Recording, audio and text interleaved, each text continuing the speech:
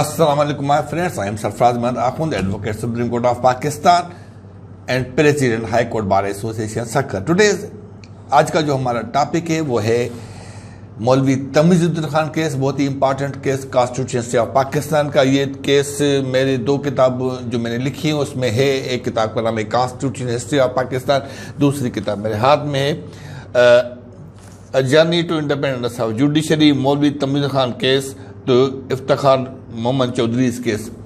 इसमें मैंने जो पैराडियम शिफ्ट हुआ था सोच का जो, तो वो मैंने इसमें डिफाइन किया। इसमें भी कॉन्स्टिट्यूशन हिस्ट्री के केसेस हैं और मेरी दूसरी किताब में भी, आप इसको उधर से भी रेफर कर सकते हैं। मैं आपको मौलवी तमीज़ुद्दीन खान केस को समझाता हूँ। बहुत ही इंपॉर्टेंट केस है, मगर इसको समझने के लिए पहले आप इसकी हिस्ट्री को समझिएगा, क्योंकि हिस्ट्री से ही आपको ये केस समझ में आएगा। अदरवाइज इस केस को समझने में बहुत से लोगों को मिसकंसेप्शन है। सब लोग ये समझते हैं कि नजरिया ज़रूरत इस केस में आया था, जबकि हकीकत यह है कि इस केस में नजरिया ज़रूरत नहीं आया था। और इस केस में लीगल पॉइंट ये थी कि उस वक्त की जो कॉन्स्टिट्यूंट असेंबली एक इंडिपेंडेंट बॉडी है या कि एक लेजिस्लेचर है जिसके ऊपर गवर्नर जनरल का कंट्रोल है। ये पॉइंट इसमें इन्वॉल्व था, न कि वो पॉइंट इन्वॉल्व था कि नजरिया ज़रूरत इसमें था या नहीं। हिस्टोरिकली मैं आपको बताऊं, बैकग्राउंड में आपको ज़रा पीछे ले जाता हूँ। 1940 से मैं शुरू करता हूँ। उसके 23 मार्च को मुस्लिम लीग ने रेजोल्यूशन पास किया था कि हम पाकिस्तान से कम बात नहीं करेंगे, एक आज़ाद मुल्क मुसलमानों के लिए चाहिए। ये वो दौर था जब जंग अजीम चल रही थी और 1945 में ख़त्म हुई सितंबर 2 को। उसके बाद यूएनओ वजूद में आई और यूएनओ का एक ऑब्जेक्ट ये भी था कि जो कॉलोनाइज्ड एरियाज हैं उनको राइट ऑफ सेल्फ डिटर्मिनेशन दिया जाए, जिसको इंटरनेशनल रिलेशन में डीकॉलोनाइजेशन की टर्मिनोलॉजी के साथ उसको कहते हैं। इसी तरह ये जो सब कॉन्टिनेंट था इसको भी बरतानिया ने आज़ाद करना था। अब उसके पास कोई ऑप्शन नहीं था, वो ऑलरेडी डैमेज थी। इसके अलावा यहाँ पर स्ट्रगल मूवमेंट चल रही थी। 1946 में पावर को ट्रांसफ़र करने के लिए बरतानिया की गवर्नमेंट ने अपने मिनिस्टर्स की टीम भेजी, क्योंकि वो कैबिनेट मिनिस्टर थे इसलिए वो यहाँ पर आए। उसको हम कैबिनेट मिशन कहते हैं। उन्होंने आकर कहा कि जी ब्रिटिश गवर्नमेंट आपको पावर तो ट्रांसफ़र कर देगी, मगर उनका व्यू है कि ये यूनाइटेड इंडिया होगा, एक ही इंडिया होगा, यहाँ पर दो मुल्क नहीं बनेंगे। वो अपने साथ कुछ भी नहीं लेकर आया, तो यहाँ डिस्कस करके उन्होंने दो प्लान दिए। एक का था इंटीरियम प्लान, दूसरा था लॉन्ग टर्म प्लान। इंटीरियम प्लान ये था कि यहाँ पर इंटीरियम गवर्नमेंट होगी और दूसरा प्लान ये था कि एक कॉन्स्टिट्यूशन असेंबली इंडिया के लोग ही इलेक्ट करेंगे जो कि इंडिया का कॉन्स्टिट्यूशन बनाएगी। ये दो प्लान थे। मगर यहाँ पर मैं आपको एक दो फिर हिस्ट्री में ले जाऊँ कि 1945 के दिसंबर में और जनवरी 1946 में इलेक्शन हुए थे, यहाँ पर सूबाई असेंबली के भी और यहाँ पर फेडरल असेंबली के भी।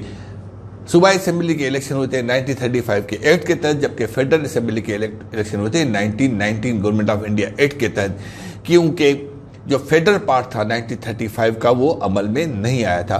प्रिंसली स्टेट ने इसको अभी एक्सेप्ट नहीं किया था। फेडरल लेजिस्लेचर आपको पता है कानून साजी करता है, वो इलेक्ट हो चुका था मगर कभी वो वर्कबल नहीं हुआ, वो अल्टीमेटली डिसबैंड हो गया था। तो जब पाकिस्तान बना तो उस वक्त इससे पहले कॉन्स्टिट्यूशन असेंबली वजूद में आ चुकी थी और उसका मकसद था एक यूनाइटेड इंडिया का कॉन्स्टिट्यूशन बनाया जाए। मगर फरवरी 1947 में ब्रिटिश के प्राइम मिनिस्टर मिस्टर क्लेमेंट एटली ने ये ऐलान कर दिया कि जी हम 47 अगस्त तक चले जाएंगे। और वो 20 तारीख थी, तो 21 तारीख को फिर लॉर्ड माउंटबेटन को वायसराय करके भेज दिया और लॉर्ड वावेल को हटा दिया। लॉर्ड माउंटबेटन के काम को ये काम असाइन किया था कि आप पावर ट्रांसफ़र करके इनको स्ट्रेटजी बना के देंगे। जब लॉर्ड माउंटबेटन यहाँ आए तो उन्होंने देखा तो यहाँ पर तो बहुत ही बड़ा गैप है, ये मुमकिन नहीं कि यूनाइटेड इंडिया हम छोड़ के जाए। इसलिए वो वापस गए और वहाँ डिस्कस करने के बाद एक दो फिर दूसरा प्लान लेकर आए और वो प्लान इन्होंने 3 जून को अनाउंस किया। 3 जून के प्लान में उन्होंने कहा कि ब्रिटिश गवर्नमेंट ने ये फैसला कर दिया है कि जब हम यहाँ से जाएंगे तो एक इंडिया या यूनाइटेड इंडिया नहीं होगा, बल्कि दो मुल्क छोड़ के जाएंगे। एक मुल्क मुसलमानों के लिए पाकिस्तान और दूसरा नॉन मुस्लिम्स और हिंदूज के लिए इंडिया। तो ये 3 जून प्लान पाकिस्तान की कास्ट हिस्ट्री में बहुत ही इंपॉर्टेंट है। ये for the first time British government ने ऑफिशियली अनाउंस किया। अब इस प्लान को अमल में लाने के लिए ब्रिटिश गवर्नमेंट ने इंडियन इंडिपेंडेंस एक्ट 1947 पास किया, जिस एक्ट में ये लिखा हुआ था कि दो मुल्क बनेंगे, दो इंडिपेंडेंट डोमिनियन बनेंगे, पाकिस्तान और इंडिया, और जो कॉन्स्टिट्यूएंट असेंबली इलेक्ट होकर आई थी वो भी आधी आधी हो जाएगी। वो उन एरियाज में चलिए आपको ये बता दूं कि ये constituent assembly basically provincial members जो थे लेजिस्लेचर के, जो सूबाई असेंबलीज के मेंबर थे, उन्होंने ये मेंबर इलेक्ट किए थे। तो वो एरियाज जो इंडिया में चले गए तो उनके वो मेंबर इंडिया वाली कॉन्स्टिट्यूएंट असेंबली में चले गए, और या जो पाकिस्तान के एरियाज या सूबे जो पाकिस्तान में आए तो कॉन्स्टिट्यूएंट असेंबली के लोग यहाँ आ गए। तो दो कॉन्स्टिट्यूएंट असेंबली बन गई थी। अब आपको फिर रिमाइंड करा हूं कि हमारे पास फेडरल लेजिस्लेचर नहीं था, नहीं इंडिया के पास था। तो इंडियन इंडिपेंडेंस एक्ट में ये लिखा हुआ था कि ये कॉन्स्टिट्यूएंट असेंबली जब तक फेडरल कॉन्स्टिट्यूशन बन जाए और उसके तहत इलेक्शन हो, लेजिस्लेचर वजूद में आ जाए, ये ड्यूअल फंक्शन करेगी। एक फंक्शन इसका कॉन्स्टिट्यूशन मेकिंग होगा और एक फंक्शन इसका लॉ मेकिंग होगा, जिसको हम कहते हैं लेजिस्लेशन। अब ये ड्यूअल फंक्शन कॉन्स्टिट्यूएंट असेंबली कर रही थी। अब पॉइंट ये आ रहा था कि इन दोनों का प्रोसीजर क्या होना चाहिए, क्योंकि कॉन्स्टिट्यूशन मेकिंग एक अलग काम है और लेजिस्लेशन अलग काम है। लेजिस्लेशन का प्रोसीजर क्योंकि गवर्नमेंट ऑफ इंडिया एक्ट में लिखा था, जो कि हमारे पास इंटीरियम कॉन्स्टिट्यूशन के तौर पे वर्क कर रहा था, ये लिखा हुआ था इंडियन इंडिपेंडेंस एक्ट में। तो इसका तो कोई मसला नहीं था। सवाल ये था कि कॉन्स्टिट्यूशन मेकिंग के वक्त बिल कैसे पास हो और कैसे बने, क्योंकि गवर्नमेंट ऑफ इंडिया एक्ट में ये लिखा था ये बॉडी आज़ाद है, ये न सिर्फ कॉन्स्टिट्यूशन बनाए मगर गवर्नमेंट ऑफ इंडिया एक्ट में भी तरमीम कर सकती है, इवन इंडियन इंडिपेंडेंस एक्ट में भी तरमीम कर सकती है। तो ये तकरीबन आज़ाद बॉडी थी। ये कैसे काम करेगी इसका प्रोसीजर कहीं नहीं लिखा हुआ था, क्योंकि 1935 एक्ट में कॉन्स्टिट्यूशन असेंबली का जिक्र नहीं था, इंडियन इंडिपेंडेंस में जिक्र था, तो प्रोसीजर नहीं था। इसलिए इस गैप को कवर करने के लिए उस वक्त के सबसे बड़े जूरिस्ट, पाकिस्तान के पहले गवर्नर जनरल और इस कॉन्स्टिट्यूशन असेंबली के पहले स्पीकर जनाब कायद आज़म मोहम्मद अली जिन्ना ने रूल्स ऑफ बिजनेस बनाए मार्च 1948 को, जिसके तहत ये असेंबली जब कॉन्स्टिट्यूशन मेकिंग का काम करेगी तो किस तरह काम करेगी। उसमें ये लिखा हुआ था कि जब ये कॉन्स्टिट्यूशन मेकिंग का काम करेगी तो कोई भी bill majority of the total membership जब उसको पास करेगी तो उसके बाद फिर ये अपना गवर्नर जनरल प्रेसिडेंट उसको साइन करेगा। प्रेसिडेंट साइन करने के बाद जब वो ऑफिशियल गजट में प्रिंट होगी तो ऑटोमेटिकली एक्ट हो जाएगा। इसका मतलब यह था कि कॉन्स्टिट्यूशन मेकिंग में गवर्नर जनरल का कोई रोल नहीं था। ये असेंबली कॉन्स्टिट्यूशन मेकिंग में इंडिपेंडेंट थी। हाँ, जब लेजिस्लेशन कर रही होती थी तो फिर गवर्नर जनरल के पास जाता था उसके लिए। ये था basically rules of business procedure constitution making का। इसी प्रोसीजर को नवंबर 1948 में कॉपी किया इंडिया में और उसी प्रोसीजर के तहत वहाँ पर भी कॉन्स्टिट्यूशन मेकिंग का काम होना शुरू हुआ और अल्टीमेटली कॉन्स्टिट्यूशन पास हुआ। इंडिया जो कॉन्स्टिट्यूशन पास हुआ उस पर भी गवर्नर जनरल के सिग्नेचर नहीं थे, क्योंकि व्यू यही रहा कि जी ये कॉन्स्टिट्यूशन मेकिंग बॉडी बिल्कुल इंडिपेंडेंट है। इसकी इंडिपेंडेंस की जो लीगल बैटल थी या लीगल पॉइंट थी, जुडिशियल में आना शुरू है और जुडिशरी ने कांस्टेंट यही व्यू लिया। पहला केस आया था मोहम्मद अयूब खान खोड़ो का। अयूब खान खोड़ो जनाब चीफ मिनिस्टर थे आज़ादी के बाद, सिंध के चीफ मिनिस्टर सिंध। आज़ादी के बाद इनको अयूब खान खोड़ो को 1948 26 अप्रैल को इनकी गवर्नमेंट डिसमिस कर दी। इनके ऊपर करप्शन के चार्ज, माल एडमिनिस्ट्रेशन के चार्ज वगैरह लगाए गए और इस चार्ज को स्क्रूटनाइज करने के लिए हाई कोर्ट के 2 जजों का एक ट्रिब्यूनल बनाया गया, जिन्होंने 31 दिसंबर 1948 को अपनी रिपोर्ट दी, जिसमें ये कहा गया कि ये चार्ज इनके ऊपर सही है। सवाल ये कि चार्ज तो सही थी तो इनको अब पनिशमेंट कैसे की जाए या इसको डिस्क्वालीफाई कैसे किया जाए। इसलिए 6 जनवरी 1949 को कॉन्स्टिट्यूशन असेंबली ने एक एक्ट पास किया जिसका नाम था PROD है, public and representative office disqualification act, जिसके तहत मोहम्मद अयूब खोड़ो को डिस्क्वालीफाई कर दिया गया। अब ये जो PROD था इसके ऊपर भी, क्योंकि ये डिस्क्वालिफिकेशन से रिलेटेड था और ये कॉन्स्टिट्यूशन टाइप की प्रोविजन थी, इसलिए इसके ऊपर भी गवर्नर जनरल के सिग्नेचर नहीं थे। मोहम्मद अयूब खोड़ो ने इसको अपने डिस्क्वालिफिकेशन को चैलेंज किया, सिविल सूट दाखिल करके सिंध हाई कोर्ट में। आपको बता दूं कि गवर्नमेंट ऑफ इंडिया एक्ट हमारे पास इंटीरियम कॉन्स्टिट्यूशन था, इसमें हमारे पास रिट ज्यूरिसडिक्शन नहीं थी।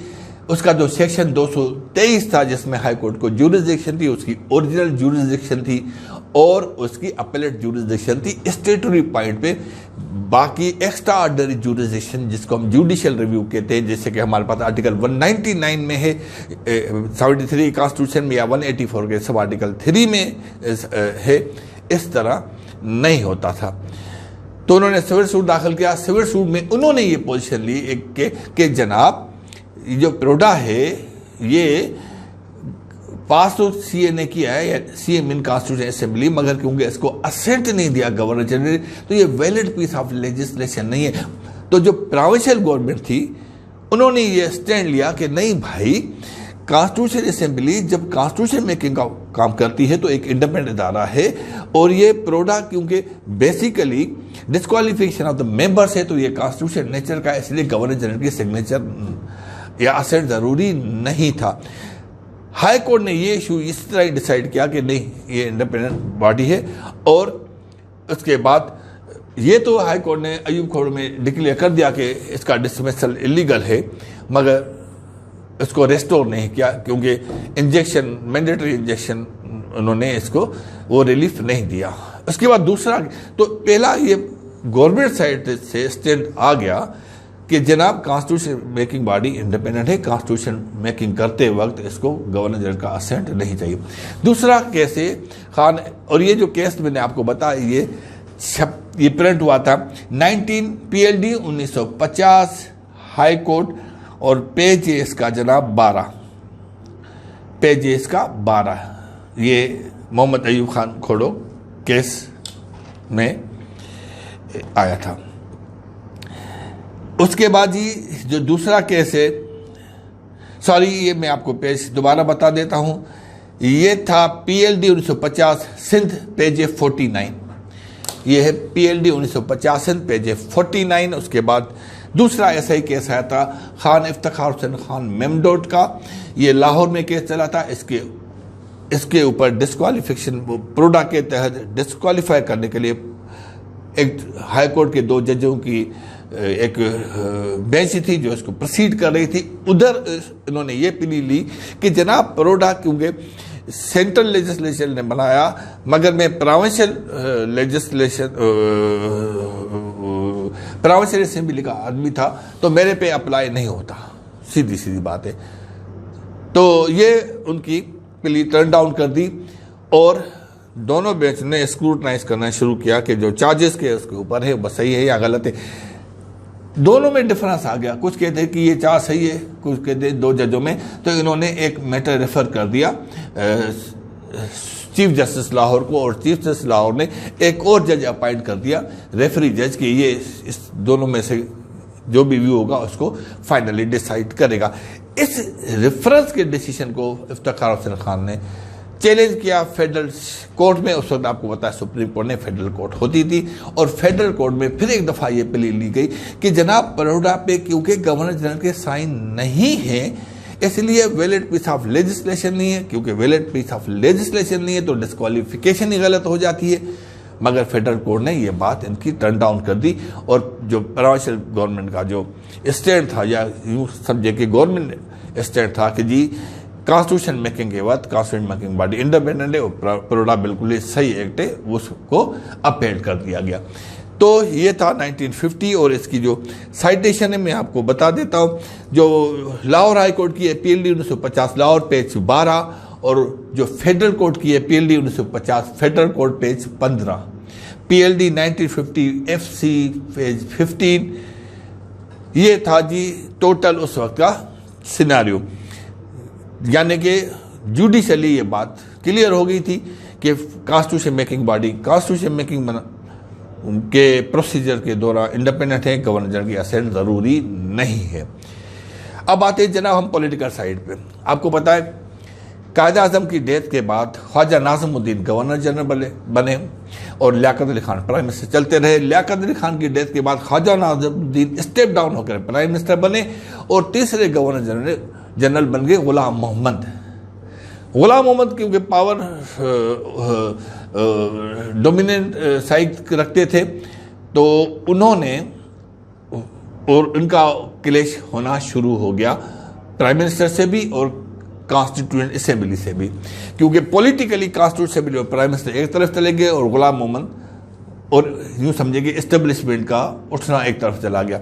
दोनों में क्लेश हुआ। अप्रैल 1953 में गुलाम मोहम्मद गवर्नर जनरल ने ख्वाजा नाज़िमुद्दीन प्राइम मिनिस्टर को कहा कि आप इस्तीफा दे दें। उसने इनकार किया। उसने कहा मेरे पास तो कॉन्फिडेंस है मैं मेजॉरिटी का कॉन्स्टिट्यूएंट असेंबली में, तो मैं क्यों इस्तीफा दूं। इस बात पे गवर्नर जनरल गुलाम मोहम्मद ने उनको डिसमिस कर दिया। 17 अप्रैल को उनकी पूरी गवर्नमेंट को डिसमिस कर दिया। ये शॉक लगा कॉन्स्टिट्यूएंट असेंबली को कि एक ऐसी गवर्नमेंट जिसको लेजिस्लेचर की या यूं समझें कि कॉन्स्टिट्यूएंट असेंबली की फुल सपोर्ट हो, उसको गवर्नर जनरल डिसमिस कर सकता और उसके पास कोई रेमेडी भी नहीं, मतलब उस वक्त जुडिशियल रिव्यू नहीं था। इसको कवर करने के लिए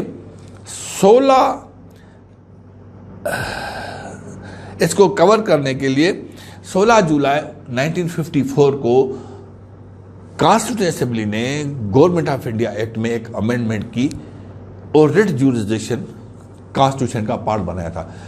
आपको पता है, मैंने आपको बताया था कि ज्यूरिसडिक्शन ऑफ हाई कोर्ट लिखा हुआ था आर्टिकल 223 में, तो उसके साथ 223A लगा दिया। 223A में लिखा हुआ था कि हाई कोर्ट 5 रिट इशू कर सकती है जो कि बरतानिया में होते थे। उसमें writ of habeas corpus, writ of quo warranto, writ of prohibition, writ of certiorari और ये जो एक और रिट है, ये 5 रिट इशू कर सकती थी देशों। अब इस पे भी गवर्नर जनरल के सिग्नेचर नहीं थे। अब ये रिट इशू गई, इसका मतलब था कि अब गवर्नर जनरल के एग्जीक्यूटिव एड रिव्यूएबल थे, जुडिशियल रिव्यू के अंदर आते थे। उसके बाद जो दूसरा बड़ा झटका लगा गवर्नर जनरल के पावर को, वो झटका ये था जनाब कि मगर इससे झटके से पहले हुआ क्या, हुआ कि एक और केस आ गया जुडिशरी में, वो था लाल खान केस। लाल खान केस में क्या था, लाल खान और एक आदमी दूसरा, उसको रिस्ट्रिक्शन एंड डिटेंशन ऑर्डिनेंस 1944 के तहत डिटेन कर दिया गया। ये ऑर्डिनेंस 44 का था जब सेकेंड वर्ल्ड वॉर चल रही, तो यहाँ पर मूवमेंट्स उठी थी, इंडिपेंडेंस क्विट इंडिया, ये वो, तो ऐसे ऑर्डिनेंस इन्होंने इशू कर दिया। ये बहुत ही ब्रूटल टाइप के ऑर्डिनेंस होते थे और उसमें रेमेडी नहीं होती थी। इस ऑर्डिनेंस 1944 के सेक्शन 10 में ये लिखा हुआ था कि अगर कोई आदमी इस ऑर्डिनेंस के तहत डिटेन हुआ तो उसके पास कोई भी रेमेडी कोर्ट में नहीं होगी, कोई कोर्ट को ज्यूरिसडिक्शन नहीं होगी कि इसके खिलाफ कोई ऑर्डर पास कर सके। ये सेक्शन 10 में लिखा हुआ था। 16 जुलाई को 223A रिट ज्यूरिसडिक्शन आ गई थी। 23 जुलाई को लाल मोहम्मद खान वाले अरेस्ट हुए थे। इन्होंने 491 हेबस कॉर्पस एप्लीकेशन दाखिल कर दी हाई कोर्ट में, हाई कोर्ट लाहौर में।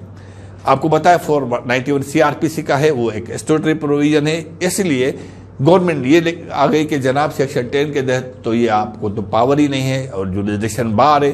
तो वहाँ के हाई कोर्ट के जज ने ये पॉइंट उठाया लीगल कि जनाब पहले तो हम बाहर था, मगर क्योंकि अब रिट जुरिसडिक्शन आ गई है और वो कॉन्स्टिट्यूशन नेचर की और कॉन्स्टिट्यूशन सुपीरियर होता है कि अब 223A के सामने सेक्शन 10 की हैसियत कुछ नहीं है, तो वो रिडंडेंट हो जाता है 223A के सामने। तो हम क्यों न इस रिट हाबिस कॉर्पस की एप्लीकेशन को 491 को कन्वर्ट कर दें 223A में और हम इसको एज ए कॉन्स्टिट्यूशन के तौर पे रिट इशू कर दें। बात बड़ी लीगल थी, इसलिए उस जज साहब ने रेफर कर दिया चीफ जस्टिस को और चीफ जस्टिस ने एक बड़ी लार्ज बेंच बनाई और लार्ज बेंच ने ये फैसला कर दिया कि जी नहीं, अब क्योंकि हेबस कॉर्पस कॉन्स्टिट्यूशन मैटर है तो सेक्शन 10 जो कि स्टैट्यूटरी लॉ वो can not override constitution law के ऊपर, तो इसलिए वो रिट इशू हो गई। और वो जिससे ये पता चल गया कि 223A को भी जुडिशियल रिकग्निशन बन गई। तो ये वो सिचुएशन थी जहां से मौलवी तबीजुद्दीन खान केस शुरू होना था।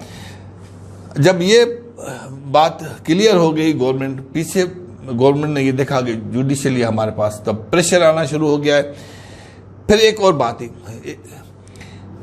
20 सितंबर को 1954 को कॉन्स्टिट्यूशन असेंबली ने बड़ौदा को ख़त्म कर दिया, उसको रिपील कर दिया, ख़त्म कर दिया। फिर 21 सितंबर 1954 को उन्होंने section 10 of government of India act में अमेंडमेंट की। उस सेक्शन के तहत जो गवर्नर जनरल होता था अपनी काउंसिल बनाता था, जिसमें लिखा होता था गवर्नर जनरल काउंसिल बनाएगा, जो उस वक्त तक एट हिज प्लेजर काम कर रहे होंगे। उसमें अमेंडमेंट ये की कि गवर्नर जनरल जो है वो जो मेजॉरिटी ऑफ द लेजिस्लेचर होगा या मेजॉरिटी ऑफ द लेजिस्लेचर, उसके जो लीडर होगा उसको प्राइम मिनिस्टर बनाएगा और उसकी एडवाइस पे बाकी मिनिस्टर्स रखेगा, जो कि बाइंडिंग हो जाएगी। यानी कि बिल्कुल पार्लियामेंट्री फॉर्म ऑफ गवर्नमेंट के तौर पे ये एक स्ट्रक्चर बनने लग गया कि गवर्नर जनरल के पास अब चॉइस नहीं थी अपने मिनिस्टर्स रखने के लिए। ये अमेंडमेंट भी पास हो गई और इस पे भी गवर्नर जनरल के असेंट नहीं थी। अब सिचुएशन ये थी कि गवर्नर जनरल बिल्कुल ही पावरलेस, रिट जुडिशन आ चुकी थी। That was too much for Ghulam Mohammad. उसने 24 अक्टूबर को असेंबली तोड़ दी। असेंबली जब तोड़ दी तो असेंबली का जो स्पीकर था मौलवी तमीजुद्दीन, उस वो चला गया हाई कोर्ट सिंध में। उस वक्त उसको चीफ कोर्ट कहते थे और उन्होंने कहा, क्योंकि जब गवर्नर जनरल ने असेंबली तोड़ी तो और गवर्नमेंट भी डिसमिस हो गई, तो उन्होंने एक और गवर्नमेंट इंस्टॉल की, उसमें मिनिस्टर्स भी उन्होंने रखे। तो उन सारे सिस्टम को उन्होंने चैलेंज किया हाई कोर्ट सिंध में।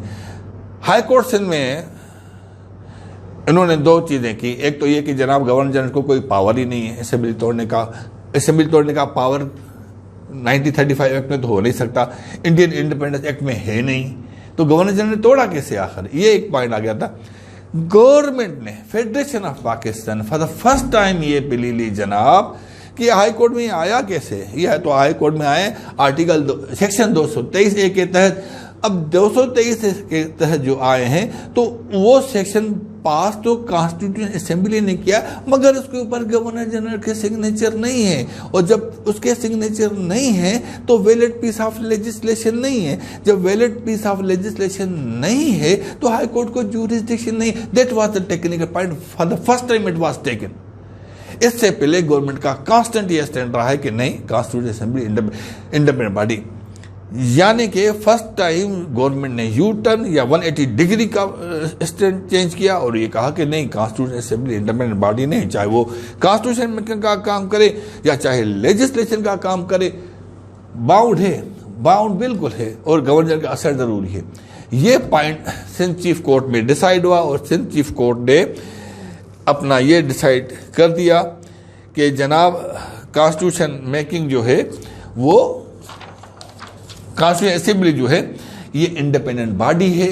इसका कोई भी एक जो कॉन्स्टिट्यूशन साइड का हो वो गवर्नर जनरल के असेंट का मोहताज नहीं है। इसलिए जो 223 से इंसर्ट हुआ है जिसके तहत हाई कोर्ट ने जुडिशियल एक्वायर की वो वैलिड पीस ऑफ लेजिस्लेशन है। और दूसरा सिंध चीफ कोर्ट ने यह भी कहा कि गवर्नर जनरल को पावर बिल्कुल नहीं है असेंबली को डिसॉल्व करने के लिए, इसलिए वो असेंबली रेस्टोर हो गई। इस ऑर्डर को चैलेंज कर दिया फेडरेशन ने फेडरल कोर्ट में 1955 में, इसको चैलेंज कर दिया। और ये जो साइटेशन है सिंध हाई कोर्ट की जो रिपोर्टेड केस है वो PLD 1955 Sindh page 96, PLD 1955 Sindh page number 96 इसमें रिपोर्टेड है। डिटेल के लिए आप उसको स्टडी कर सकते हैं, मगर मेन पॉइंट इसमें यही था।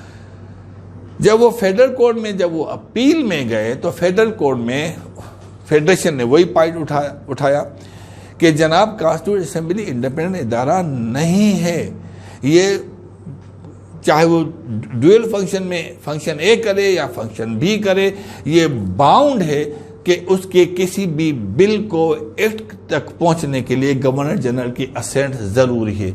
वहाँ पर बहुत लंबी बहस हुई। फिर उस वक्त को चीफ जस्टिस की सरबराही जस्टिस मुनीर अहमद की सरबराही में जो बेंच थी उन्होंने अपील अलो कर दी इस पॉइंट पे कि कॉन्स्टिट्यूशन मेकिंग बॉडी एक इंडिपेंडेंट बॉडी नहीं है।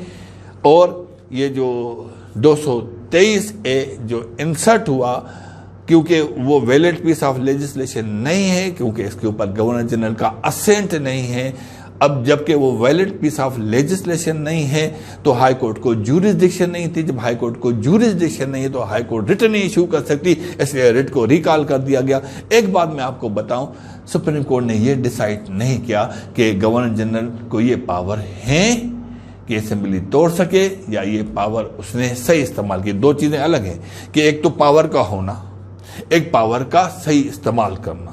ये दोनों चीजें मौलवी तमीजुद्दीन खान केस में डिसाइड नहीं हुई थी।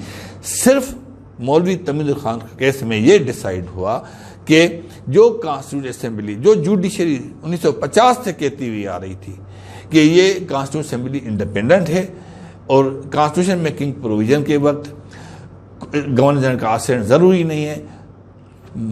एमटी के केस फेडरल कोर्ट ने ये डिसाइड कर दिया कि एक्ट कोई भी हो, इससे कोई फर्क नहीं पड़ता, कॉन्स्टिट्यूशन असेंबली आज़ाद नहीं है।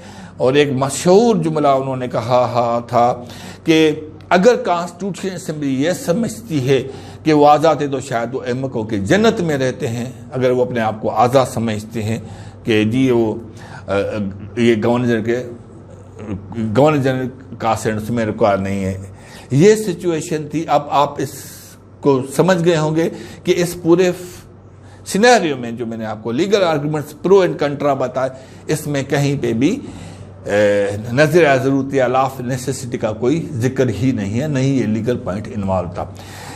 इसका डिसीजन के इम्पैक्ट बहुत बुरे पड़े और ये बात जो कि इम्पैक्ट की बात है वो ये थी कि जो 1947 से आज तक जो कॉन्स्टिट्यूशन असेंबली के act without assent of the governor general बने, उसका क्या होगा।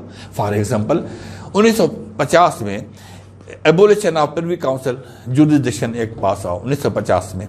आपको पता है कि 1935 एक्ट के तहत फाइनल अपील हमारी प्रिवी काउंसिल में होती थी ब्रिटेन में। अब क्योंकि पाकिस्तान बन चुका था तो 1950 में उसकी हमने जुरिसडिक्शन खत्म कर दी थी। हमने ये एक्ट पास किया, कॉन्स्टिट्यूएंट असेंबली ने पास किया और इसके ऊपर भी गवर्नर जनरल के असेट नहीं थे। जब ये पास हुआ तो प्रिवी काउंसिल में जब ये कॉपी भेजी गई तो उन्होंने सारी अपीलें वापस कर दी। आप बताएं, प्रिवी काउंसिल में ये चीज़, वहाँ पर भी जूरिस्ट बैठे हुए थे, वो भी समझ गए कि ये कॉन्स्टिट्यूशन असेंबली ने सही पास किया और उस सारी अपीलों को फेडरल कोर्ट ने डिसाइड भी किया। इसकी जो तीसरी बात यह है कि ये जो सारा सिनारियो था जिसमें कॉन्स्टिट्यूशन असेंबली को इंडिपेंडेंट स्टेटस के लिए जो रूल्स ऑफ बिजनेस बनाए थे वो बनाए थे जनाब कायद आज़म मोहम्मद अली जिन्ना ने। उस वक्त कायद आज़म मोहम्मद अली जिन्ना तीन पोस्टें उनके, लो पोस्टें उनके पास थी। He was the governor general, he was the president of the Constituent Assembly and he was speaker of the legislature when the Constitution Assembly